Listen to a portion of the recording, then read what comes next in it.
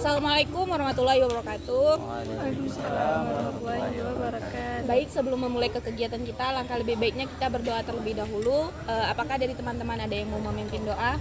Ada. Silakan.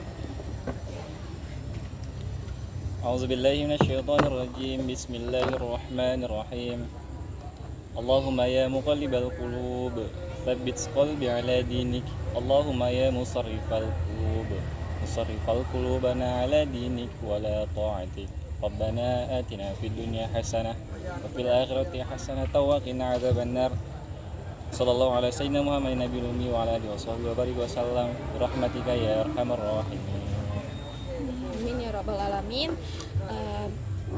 Gimana nih teman-teman di sini, tahu nggak tujuan kita berkumpul di malam hari ini? Enggak, belum tahu. Belum. Ya, jadi tujuan kita berkumpul hari ini adalah untuk melakukan konseling kelompok. Apakah teman-teman pernah mendengar apa itu konseling kelompok atau sudah pernah mengikutinya sebelumnya? Belum.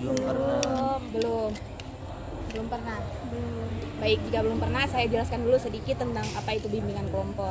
Nah, jadi bimbingan kelompok itu adalah suatu layanan bimbingan konseling yang menggunakan dinamika kelompok untuk kita membahas suatu persoalan yang sedang teman-teman hadapi, supaya nantinya kita bisa sama-sama mencari solusi dan juga bertukar pendapat tentang persoalan tersebut.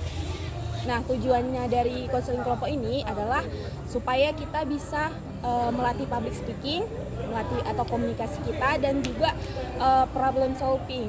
Jadi di sini supaya kita tahu bagaimana ketika masalah itu terjadi kepada kita, apa yang harus kita lakukan begitu.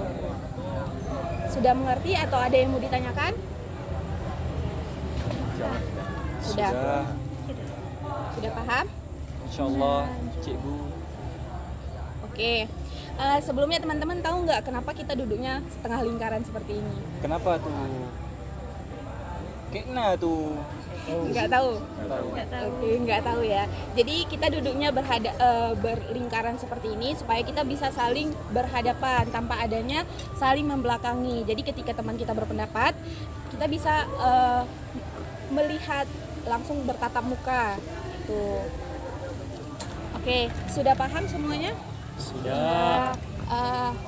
Nanti ketika ada yang berpendapat, angkat tangan terlebih dahulu. Diharapkan untuk angkat tangan terlebih dahulu.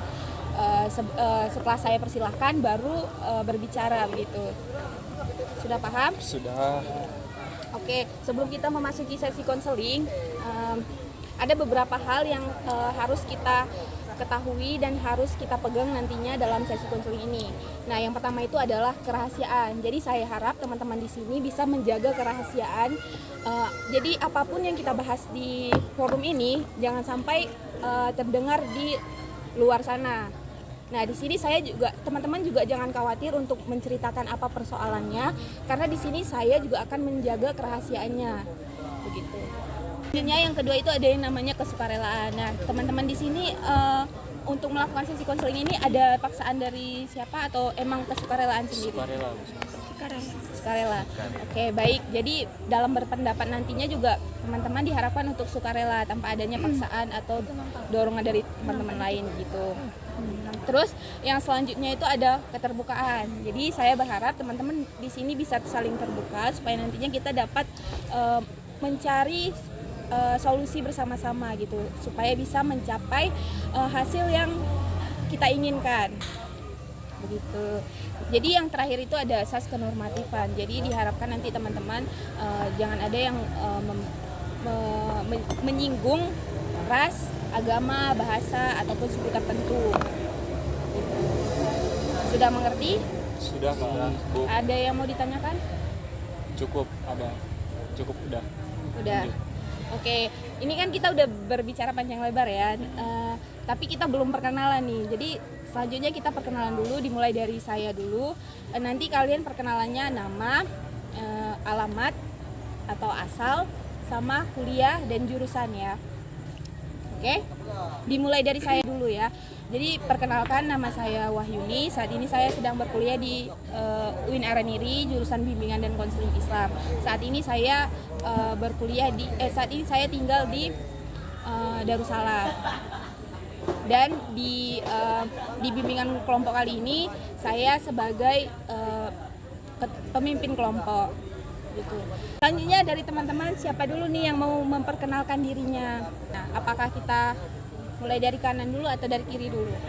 Dari kanan dulu. Oke, silakan. Perkenalkan, nama saya Syarif Hidayatullah. Saya dari Universitas Syekh Kuala, jurusan kedokteran. Kedokteran. Oke. Nama panggilannya? Asep. Asep. Oke, kita say hi dulu ke Asep. Halo Asep. Halo, Asep. Hai, Asep. Selanjutnya? Perkenalkan, nama saya Jono. Asal saya dari Sumedang. Sekarang kuliah di Fakultas Ekonomi di Universitas Syekh Kuala. Oke, say hi dulu Jono. Halo Jono. Selanjutnya? Perkenalkan, nama saya Ahmad Syauki dari Turki, Tungkop belok kiri. Saya kuliah di Fakultas Kebanggaan, Fakultas Hukum, Winaran Neri Banda Aceh. Oke, panggilannya siapa tadi? Asal. Oh, udah. Syauki. Syauki. Oke, say hi dulu ke Syauki. Halo Syauki. Makasih. Selanjutnya? Hai, perkenalkan nama saya Suci Nurul Hidayah, biasanya dipanggil Uci. Saya sekarang tinggal di Blang Rungcut, asli Aceh Tamiang. Kuliah di Prodi Perbandingan Mazhab dan Hukum, Fakultas Hukum UIN Araniri. Oke, saya dulu. Halo Uci. Hai. Selanjutnya boleh. Perkenalkan, saya Gina Roda Tojana dari Aceh Utara atau Aceh Utara. Saya jurusan pendidikan anak usia dini di Fakultas Tarbiyah UIN Araniri. Oke, halo Gina. Hai. Selanjutnya? Perkenalkan, nama saya Furkan. Saya tinggal di Aceh Besar. Saya kuliah di Kampus Mulia. Universitas Al-Wasliyah Darussalam, jurusan Pendidikan Geografi. Oke, halo. Siapa tadi panggilannya? Kan. Furkan. Halo Furkan. Oke teman-teman, di sini kan udah perkenalan semua nih. Jadi kalau kita udah saling kenal nih, jadi kalau jumpa di jalan bisalah kita saling menyapa. Gitu. Baik, sebelum kita ke sesi konseling, kita ice breaking terlebih dahulu ya. Boleh, Bu. Oke, ice breakingnya seperti ini. Buka tutup, bertepuk tangan.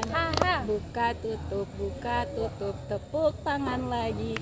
Digulung-gulung, lalu tersenyum, hihi, digulung-gulung, lalu tertawa, haha. Udah paham semua? Paham, Bu. Paham? Yuk kita mulai yuk. 1, 2, 3. Buka tutup, Tepuk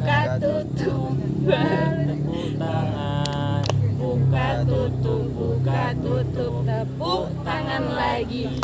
Digulung, lalu tersenyum, hihi, digulung-gulung, lalu tertawa, haha. Oke, tepuk tangan dulu. Tepuk tangan, hore. Hilang. Oke, saya peringatkan lagi kepada teman-teman nantinya jika mau berpendapat diharapkan untuk angkat tangan terlebih dahulu. Terus di sini tuh kita jaga kerahasiaan, jadi diharapkan teman-teman tuh jaga rahasia, jangan sampai bocor keluar. Untuk sebelum memulai sesi konseling, kalian sudah duduknya udah nyaman? Udah, Bu. Ada yang mau ke kamar mandi dulu mungkin? Hana, Bu, nggak ada. Nggak ada. Oke, langsung aja ya ke sesi konseling. Jadi di dalam sesi konseling ini, seperti yang saya jelaskan tadi, kita akan membahas suatu persoalan yang sedang teman-teman hadapi. Jadi di sini tuh saya meminta teman-teman untuk menceritakan apa permasalahan yang atau persoalan yang sedang teman-teman hadapi. Jadi satu-satu dulu, nanti setelah itu kita pilih satu permasalahan saja. Nanti permasalahan yang selanjutnya kita bahas lagi di pertemuan selanjutnya. Jadi dari teman-teman di sini siapa dulu nih yang mau menceritakan permasalahan unek-uneknya apa yang sedang dihadapi mungkin? Saya, Bu. Silakan. Saya Ahmad Syauki. Jadi dalam beberapa waktu ya terakhir ini saya merasa psikologi saya kayak terganggu gitu Bu. Jadi ketika saya bangun tidur, saya sadar, tapi kadang saya berhalusinasi bahwa ketika saya membukakan mata saya lihat langit rumah itu tembus ke langit. Jadi saya nampak itu ada bunga-bunga, yang bunga-bunga itu sangat indah sekali. Saya pun menikmati itu seolah-olah saya terbang ke atas. Habis itu setelah beberapa lama saya di atas menikmati indahnya bunga-bunga tadi, mengindah pemandangan tadi, tiba-tiba saya berdiri, saya lihat di bawah lantai itu kuburan. Entah karena apa, akhir-akhir ini saya berhalusinasi tentang itu Bu. Jadi kadang saya melihat sebuah kebahagiaan, kadang saya melihat sebuah yang memang kesedihan. Antara kebahagiaan sama kesedihan itu selalu berdampingan.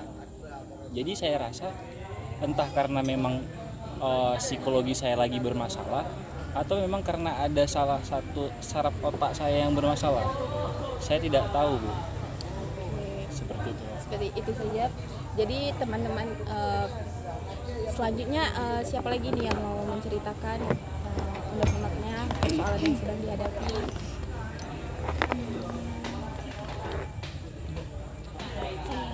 Silakan.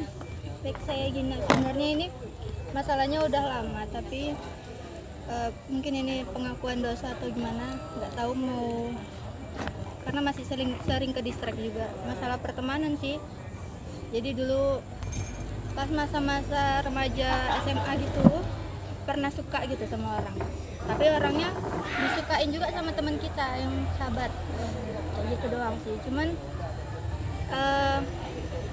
yang si cowok itu tinggalnya jauh, kami yang dekat sama cewek-cewek itu kan. Cuman entah kenapa, karena kita tahu cewek yang sama kita tuh cowoknya banyak, nggak cuma satu. Salah nggak kalau misalnya cowok itu minta kita jagain si cewek, biar jangan banyak cowoknya gitu loh, tapi ngomongnya ke sahabatnya. Sebenarnya menurut saya itu nggak ada etikanya kan, karena sahabat itu hubungan mereka gitu kan. Tapi saling suka sama satu itu gitu, jadi gimana? Apakah ada sanggahan atau gimana? Oke, itu ya persoalan yang sedang Gina hadapi ya. Iya. Terima kasih kepada Gina. Siapa lagi nih yang mau menceritakan persoalannya?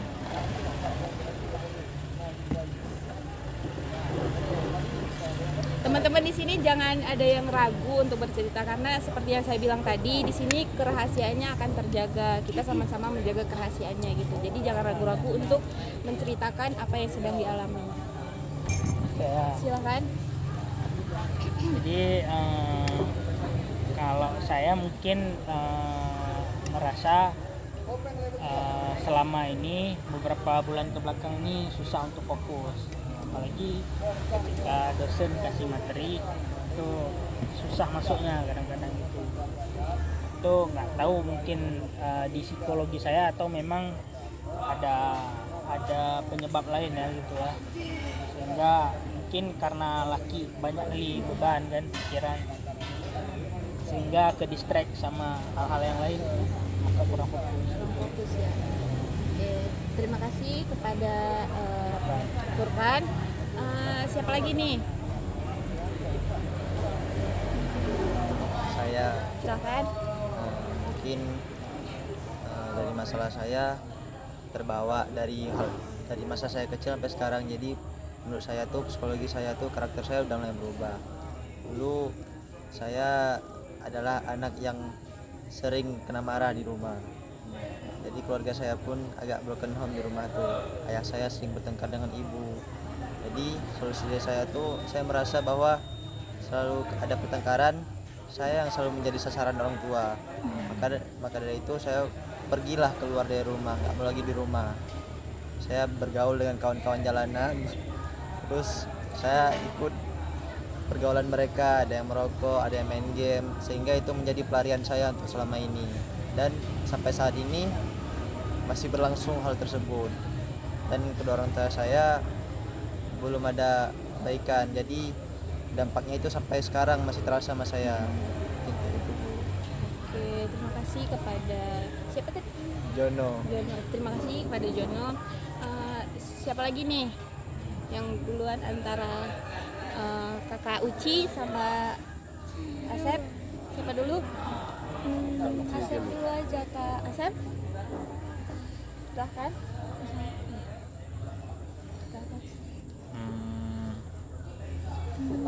Gimana ya, saya kalau buat diceritakan nggak tahu mulai dari mana. Saya bilang masalahnya saya terlalu banyak pikiran lah, overthinking, hingga banyak kayak semua yang harus saya kerjakan tuh terledor. Mungkin dari Oke, terima kasih pada Asep. Selanjutnya Uci, boleh. Uci belum tahu Kak mau cerita apa. Uci belum tahu mau cerita apa.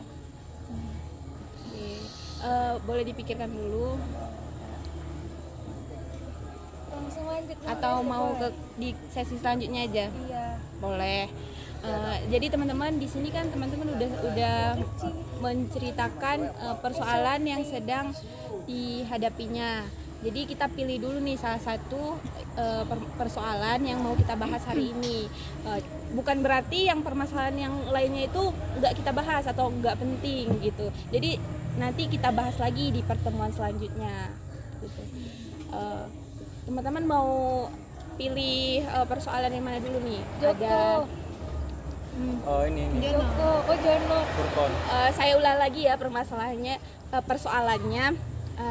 Tadi Asep persoalannya tentang overthinking. Jadi dia ngerasa terlalu berlebihan berpikirnya. Terus ada si Jono ada permasalahan trauma di broken home, permasalahannya di keluarga gitu. Terus ada juga dari Sauki tadi permasalahannya tuh beberapa hari ini halusinasi gitu, sering berhalusinasi. Terus ada juga dari Kak Gina, tadi persoalannya tentang percintaan dengan teman SMA ya, SMA.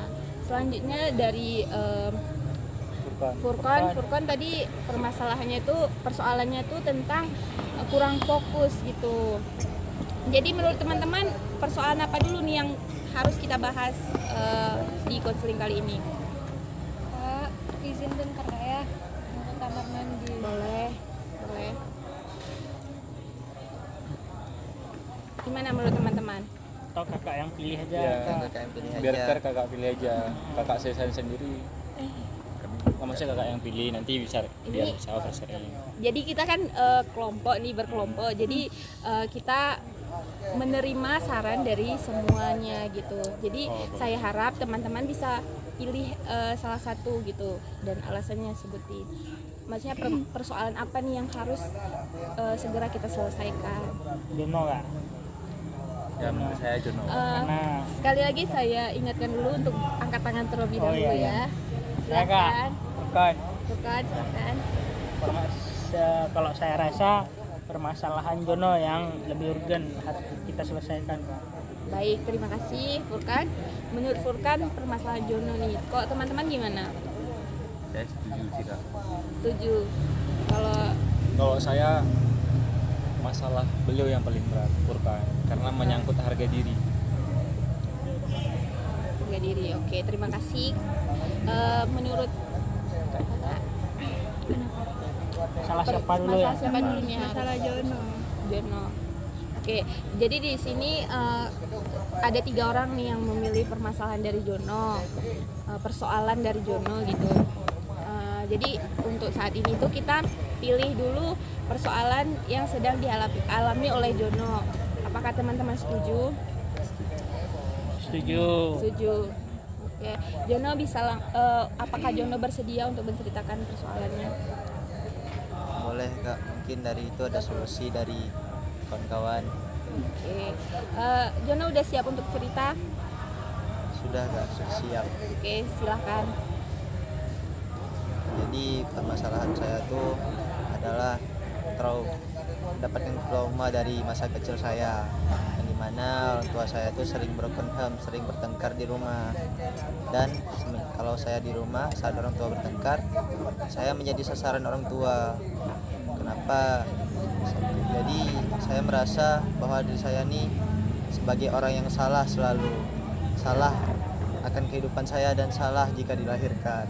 Maka dari itu saya solusinya pergi keluar dari rumah tuh minggat.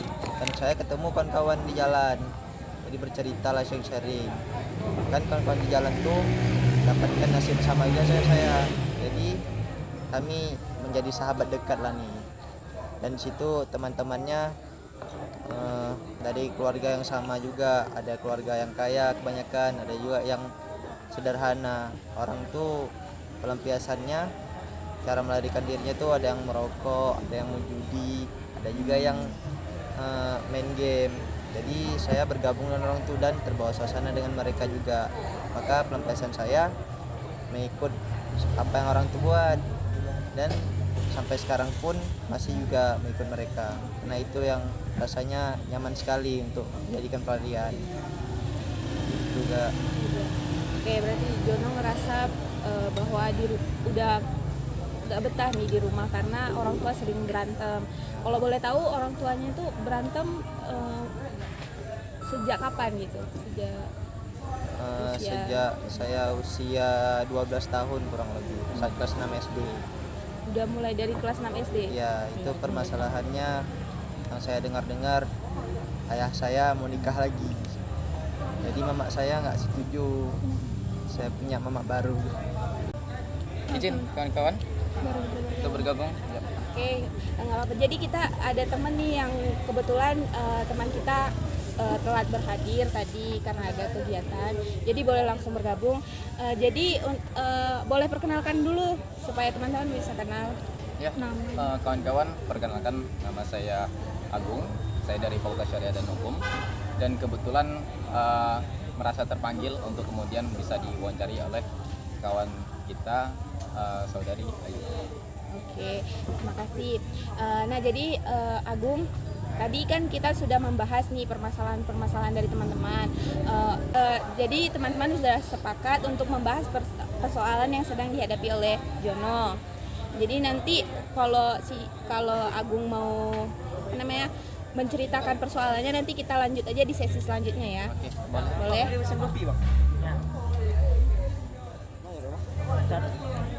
kasih Bang ya. Oke. Kita lanjut ya.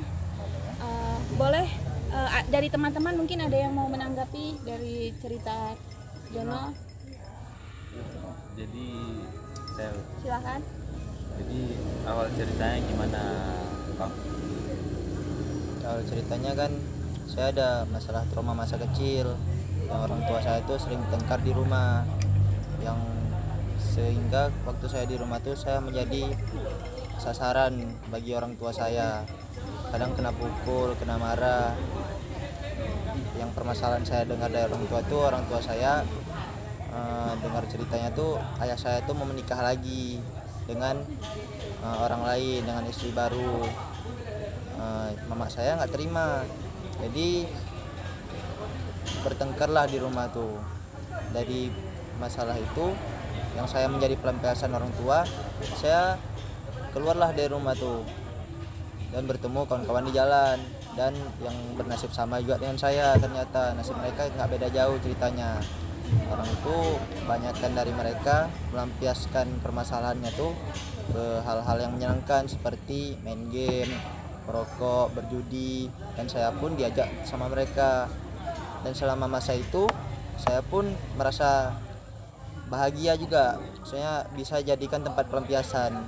Dan sampai sekarang saya masih berkawan dengan mereka dan ikut-ikutan dengan apa yang mereka lakukan. Oke. Mungkin ada tanggapan lagi dari teman-teman? Yang mau bertanya boleh juga.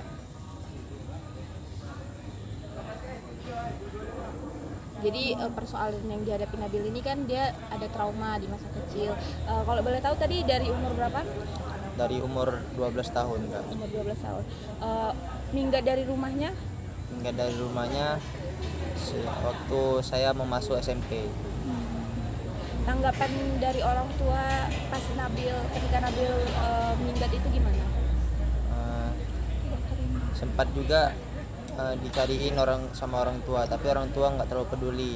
Nenek saya yang lebih peduli sama saya.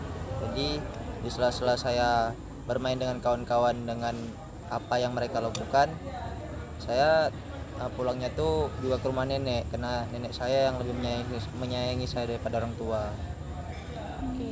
Kalau boleh tahu Jono ini berkeluarga bersaudara, berapa bersaudara gitu? Saya dari 2 bersaudara. Adik saya berjenis kelaminnya tuh laki-laki juga, dan saya anak paling tua. Sebelumnya Jono udah pernah nggak minta penjelasan nih dari orang tua, kenapa sih kalian berantem terus gitu? Untuk sekarang pernah sekali meminta penjelasan dari orang tua, karena saya kan rasanya udah gede nih, udah bisa membedakan mana yang buruk dan yang benar. Saya tanya kenapa selalu saya menjadi permasalahan, jadi pelampiasan orang tua ketika bertengkar.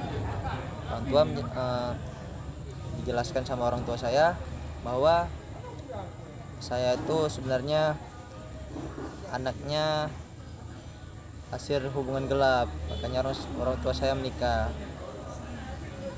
Makanya saya merasa tidak di dunia ini menolak saya ketika lahir, dan saya pun tidak berharap untuk dilahirkan.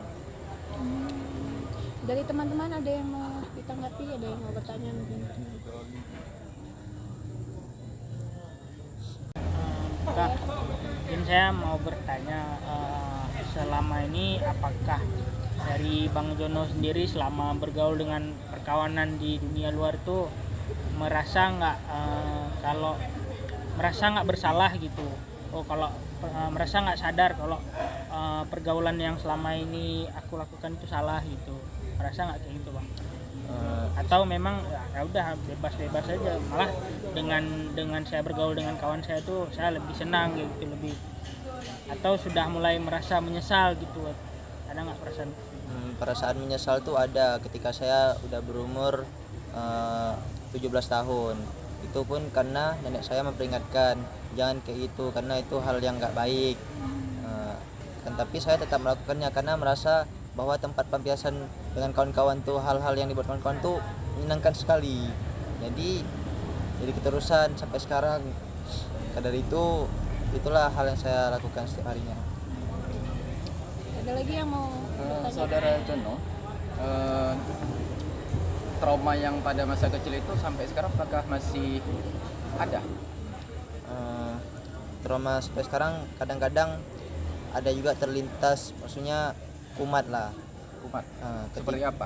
Seperti Apakah tantrum atau seperti apa? saya merasa agak sakit kepala dan pengen melarikan diri ketika misalnya di antara kawan saya ini ada juga yang saling marah-marahan dan bertengkar. Selama saudara mengalami trauma tersebut, sekarang umur saudara berapa sekarang? Umur saya udah 17 tahun. 17 tahun. Oke. Selama mungkin sampai 17 tahun sekarang, apakah kemudian saudara punya konsultan seperti psikolog pribadi atau mungkin pernah datang ke psikolog untuk kemudian mengkomunikasikan dengan yang ahlinya, yaitu psikolog tersebut? Apakah pernah atau belum? Sebelumnya belum pernah. Belum pernah ya. Tetapi ada disarankan sama nenek saya untuk menjumpai misalnya seperti ustadz gitu yang mengerti masalah keluarga. Ada lagi yang mau? Silakan. Berarti dari situ pun tubuh udah ngasih sinyal gitu, kayak sakit kepala. Itu apa cuma sakit kepala aja respon untuk menolak itu ketika terjadi trigger? Responnya selain sakit kepala, pengennya tuh pergi lari dari keadaan itu, gak sanggup lagi untuk dengarnya masalah pertengkaran. Itu. Baik, jadi Jono ngerasa trauma itu sampai sekarang itu ke bawah. Jadi pas Jono lagi sama teman-teman, kalau ada yang berteriak, jadi itu kumat lagi gitu. Pas orang tuh bertengkar aja. Bertengkar. Ya, Kumat lagi. Oke. Kita balik lagi nih ke masa waktu Jono pergi dari rumah. Itu kan pas orang tua itu nyariin kan? Sempat nyariin. Terus pas Jono balik lagi, pulang lagi ikut orang tua atau nggak pulang lagi ikut orang tua. nenek saya lebih sayang sama saya, jadi Jono ikut nenek aja. Berarti Jono sekarang tinggal sama nenek. Ya, tinggal sama nenek. Apalagi yang Jono rasakan? Izin, Silakan. mungkin kalau dari Jono sendiri gimana sih perasaan Jono ketika mendapat nasihat-nasihat dari orang yang lebih tua dari Jono terkait masalah ini gitu. Apa merasa ngapain sih kok kasih tahu aku, ngapain sih kok nasihatin aku, atau merasa dengan adanya masukan-masukan atau nasihat itu Jono merasa lebih lega aja gitu? Sebenarnya pernah disampaikan sama nenek juga kan, hal itu nggak baik, jadi dia merasa rasa bersalah ikut kegiatan sama kawan-kawan tuh, yang hal-hal dilakukan sama kawan-kawan tuh kan buruk tuh citranya, tidak akhlak yang tidak terpuji lah. Jadi ada merasa harus berubah juga nih, dan nenek pun sering kasih nasihat kan, dan yang Jono punya saat ini cuma nenek aja yang paling baik, jadi Jono nurut aja sama nenek. Pelan-pelan pengen merubah tapi agak susah. Tadi Jono ada bilang kalau ayah itu mau minta pisah sama, mau minta menikah lagi ya, mau menikah lagi. Itu kejadiannya kapan? Apakah baru-baru ini atau sewaktu Jono pergi dari rumah? Kejadiannya sebelum Jono pergi dari rumah. Berarti di umur 12 tahun Di tadi umur ya? 12 tahun. Sampai saat ini apakah orang tua itu sudah berpisah atau seperti apa? Apakah ada sudah ada ibu baru gitu? Saat ini udah ada ibu baru. Jadi orang tua saya pisah rumah juga. Tapi nggak bercerai. Tapi tidak bercerai. Tidak bercerai, pisah rumah. Ada lagi tanggapan dari teman-teman? Saya ingin bertanya sama Mas Jono. Jadi kan udah panjang lebar nih tadi bercerita tentang ini segala macam, sama pertanyaan dari kawan-kawan juga. Jadi pertanyaan dari saya itu sederhana saja Bang Jono, terkait tadi kan masalahnya kan kasih sayang nih. Mas Jono sendiri mengartikan kasih sayang itu apa sih gitu? Karena kan setiap anak, setiap individu itu kan definisi kasih sayang itu kan beda-beda. Ada yang dari material, immaterial segala macam kan. Cuman dari Mas Jono sendiri lah di umur yang 17 tahun ini, arti kasih sayang itu apa sebenarnya dari Mas Jono sendiri? Mungkin arti kasih sayang dari saya itu lebih mendapatkan perhatian daripada orang tua. Mungkin dari segi orang tua itu lebih peka terhadap anaknya, ketika misalnya anaknya sakit tuh dia dijaga. Kemudian misalnya anaknya sedang bosan diajak bicara, tidak didiamin gitu. Dan nenek saya selalu melakukan hal sebegitu sama saya. Maka dari itu ya saya cuman merasa punya nenek aja yang sayang sama saya. Jadi kan sedikit jadi kan tadi kan kasih sayang itu kan perhatian, lebih ke perhatian. Jadi kan perhatian itu kan nggak didapat dari orang tua nih, dia dapat di nenek. Tapi kan masalahnya kan pergaulan bebas itu kan masih lanjut lah gitu kan. Di samping pergaulan bebas juga ada nasihat dari nenek. Kenapa Mas Jono itu nggak, maksudnya pikirannya itu kan udah dapat kasih sayang, udah dapat nasihat, ya udah ini nggak baik nih kayak gitu, ini keliru nih, menyimpang.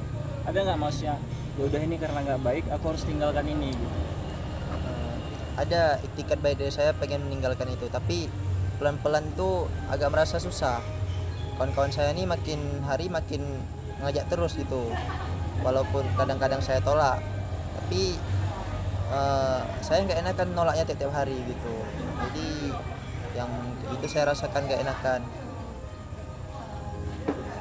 Tapi sedikit Bu ya, saya juga pernah berpengalaman seperti Mas Jono. Teman saya sebenarnya, jadi teman saya itu juga hampir sama lah, lebih kurang permasalahannya kan. Karena memang yang saya tahu teman-teman itu kalau memang dia sudah rusak, dia nggak mau rusak sendiri Mas Jono. Jadi dia bakal gunain 1001 cara bagaimana dia nggak rusak sendiri. Dia bakal pengaruhin orang lain, dia bakal habis-habisan tuh untuk mempengaruhi orang lain bahwa dia ingin punya teman yang rusak gitu. Misalnya nih Mas Jono, ada yang pakai narkoba misalnya, itu pakai narkoba sekali dua kali itu pakai uang pribadi si teman tuh. Otomatis kalau kita udah candu nggak mungkin nggak pakai dong. otak sempoyongan segala macam, ya terpaksa keluarin uang sendiri kayak gitu Mas Dona. Udah Bu, makasih Bu. Terima kasih. Ada lagi yang mau kasih tanggapannya? Saya kan tadi Bang Jono ada bilang pernah merasa bersalahan karena tindakan. Sebelumnya Bang Jono pernah nggak mencoba melakukan hal yang lebih baik dari itu? Mencoba lah. Saya sempat mencoba juga kan, karena sering dinasihati sama nenek. Sempat juga dengan cara menolak kawan-kawan nih, kadang pun tidak mau bukan berkomunikasi, mengikuti apa yang orang ini lakukan lagi gitu. Tapi karena ajakan terus ada dan saya terus menolak, kan nggak enak juga sama mereka. Jadi sekali saya juga terpengaruh gitu, ikut lagi, dan saya udah mencoba nggak mau ikut lagi sama mereka.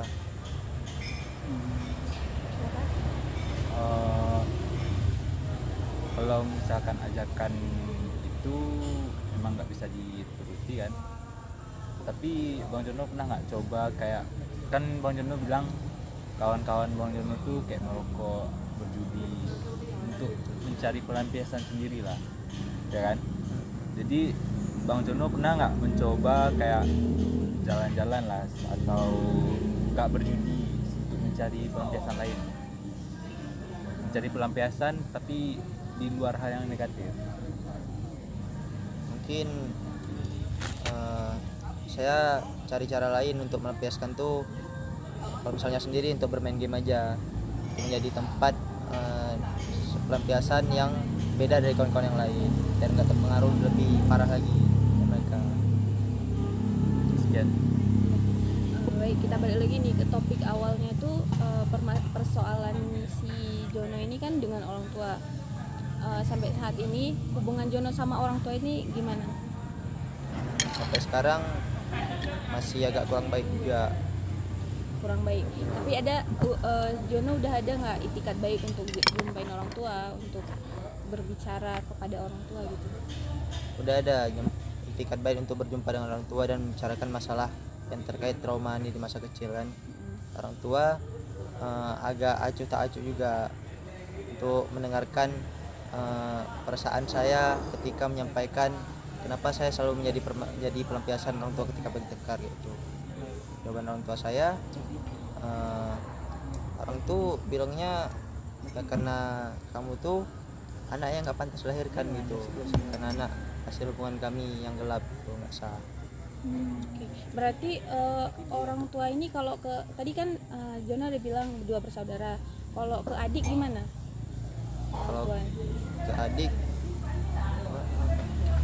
Maksudnya kan tadi Jono bilang kalau orang tua Jono ini nganggap Jono itu nggak pantas untuk dilahirkan, kayak nganggap apapun permasalahannya Jono tuh pasti yang salah gitu.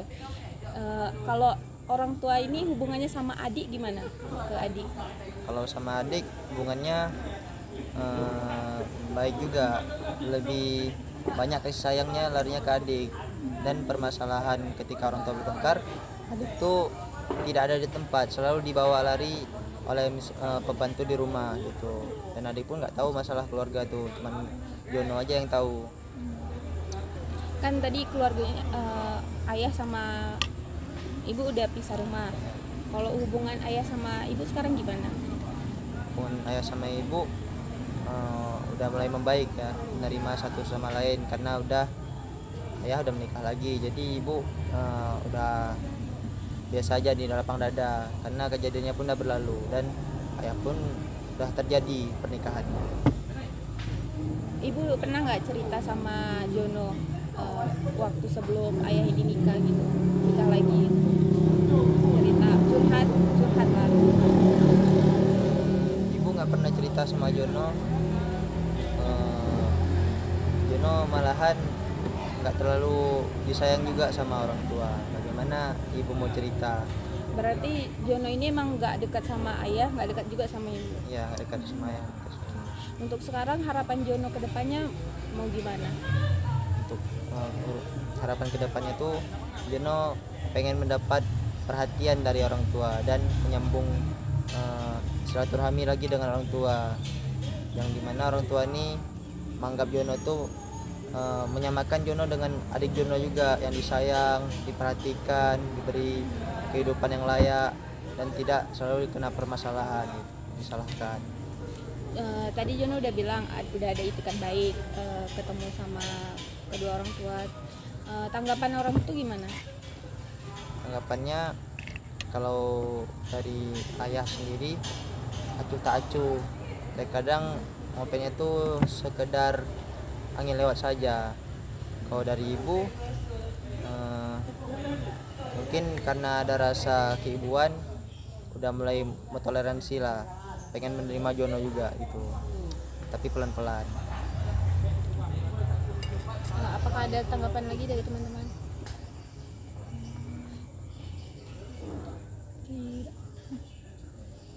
Rasa udah cukup tuh, sedih kan ya? Karena permasalahannya itu kan secara nggak langsung jatuhnya ke psikologi. Jadi kan segala sesuatu yang berhubungan sama psikologi itu kan sampai ke hati nurani itu. Jadi kalau cerita itu tapi kayak ngerasa dunia tuh nggak adil, Tuhan tuh nggak adil kalau bicara soal tentang apa yang disampaikan Bang Jono tadi. Karena kan dia sedih kali, serius Iya. sedih kali. Bang Purkon tadi nangis deh. Yang sabar ya. Nggak sanggup kami ibu. Ya kak, sabar-sabar ya Intinya Bang. ya sabar Bang. Ini untuk Jono kedepannya apa yang mau dilakukan? Apa yang mau dilakukan kedepannya? Mungkin saya mau mencoba untuk merubah karakter saya dan kepribadian saya agar menjadi lebih baik lagi. Tidak memutuskan hubungan dengan kawan-kawan, tapi lebih menjaga jarak dengan mereka. Kalau misalnya ajakannya tuh hal-hal yang nggak baik, saya nolak mereka secara perlahan dan nggak mau ikut lagi gitu. Kemudian pengen juga kan menyambung lagi silaturahmi dengan orang tua nih, bagaimana cara apapun akan saya lakukan. Baik, berarti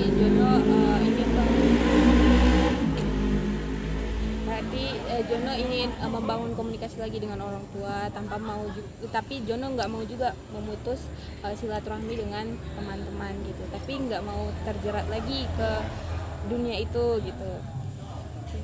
Oke, baik, dari teman-teman ada lagi yang mau ditanggapi? Nggak ada. Tidak ada. Oke, selanjutnya gimana? Saya mau menanyakan nih, gimana kesan dari teman-teman setelah mengikuti sesi konseling ini, dan juga mungkin ada saran juga. Saran untuk Bang Jono. Saran tuh Bang Jono.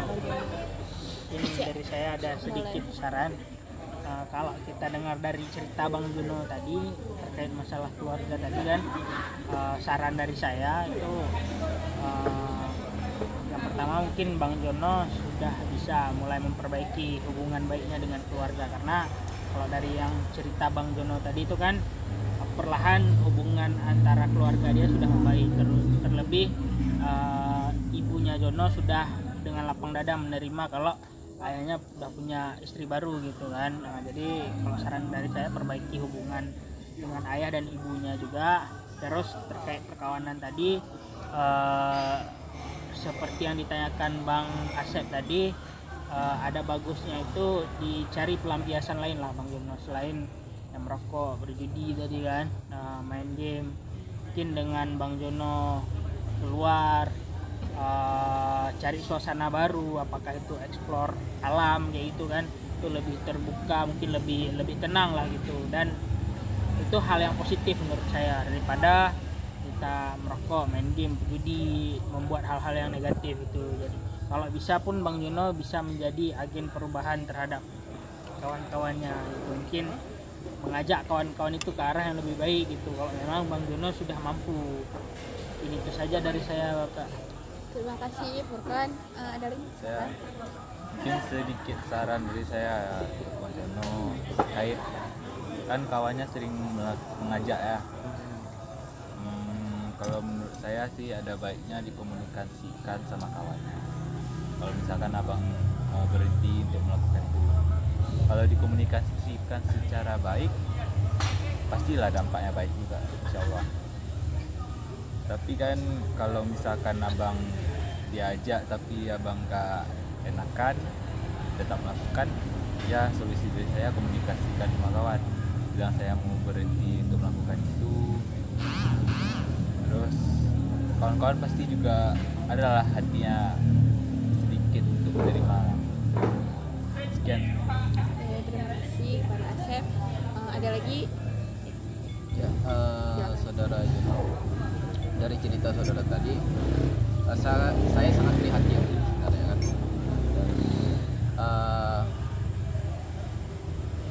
Pengalaman saudara hari ini, ya kan, itu bukan yang pertama yang saya dengar. Kebetulan kami di LBH, ya kan, itu sering kemudian menangani kasus-kasus yang sedemikian, tapi itu permasalahan yang terkait tentang ada persoalan-persoalan hukum di situ. Nah, kebetulan kami dari LBH, ya kan, ada kemudian seseorang, ya, yang ahli di bidangnya untuk kemudian mengkonsultasikan permasalahan-permasalahan mental seperti ini. Dia seorang psikolog, kemudian kebetulan beliau lulusan dari Universitas Indonesia di Jawa, yang kebetulan beliau ahli di situ. Nah, saran saya kemudian main-main ke tempat kami, konsultasi dengan kawan-kawan saya di sana, oke, untuk kemudian memberikan solusi yang lebih konkret untuk saudara gitu. Nah, saran saya yang kedua, ya kan, itu cari suasana baru. Selain tadi disarankan untuk ke alam gitu kan, saran saya yang selanjutnya yaitu untuk kemudian hobi untuk olahraga, apakah itu lari, ya kan, bukan lari dari kenyataan kan, lari yang betul-betul lari gitu kan. Nah, atau mungkin jogging kecil-kecilan tiap pagi, ya kan, itu kemudian yang tadinya energinya dialirkan ke negatif dengan adanya hobi yang ke situ larinya. Begitu mungkin. Oke, terima kasih pada Agung. Ada lagi teman-teman? Mungkin Dari saya nggak, maksudnya gini, saya sebelumnya turut perhatiin Mas Dino. Saya sedih secara seorang anak, posisi seorang nangis saya.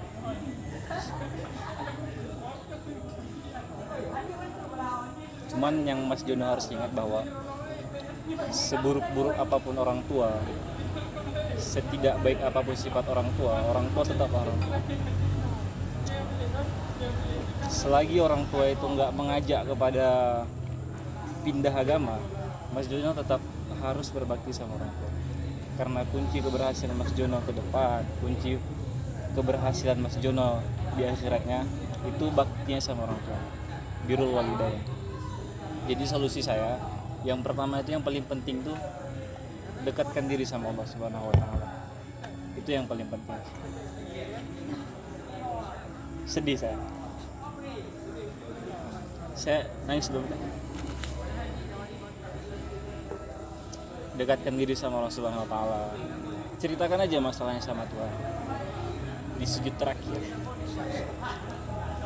Sedih saya.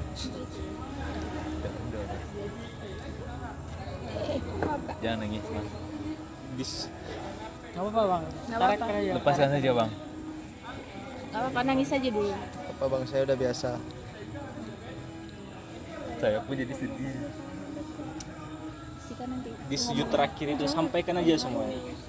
Apa permasalahan, sampaikan aja. Jadi dengan penyampaian itu insya Allah hati akan jadi tenang. Baca Quran, berzikir, isi hal-hal seperti Mas Agung tadi bilang, isi keseharian itu dengan hal-hal positif. Dengan sendirinya, karena ketaatan kita tadi kepada Allah Subhanahu wa taala, itu akan merubah diri kita sendiri yang sebelumnya buruk menjadi baik. Karena itu juga ada dijelaskan dalam Al-Qur'an yang penggalan ayatnya itu yang artinya kayak gini. Tidaklah suatu kaum dapat berubah kecuali kaum itu sendiri yang berubah. Jadi balik lagi sama diri sendiri Mas Jono. Jadi jangan mengharapkan teman. Kalau teman berubah baru kita berubah. Kalau temannya masih sesat kita tetap sesat. Jangan. Karena teman tuh bakal suka kalau kita sesat. Gak ada teman yang di dunia ini suka kita berhasil. Cuman 90 per berapa lah yang nggak suka, yang selebihnya itu baru suka gitu. Jadi artinya paling penting tuh dekatkan diri dulu sama Tuhan. Terlepas apapun rencana Tuhan, ya udah kita ikutin aja deh. Makasih Ibu. Terima kasih. Ada lagi? Mungkin dari Kak Uci.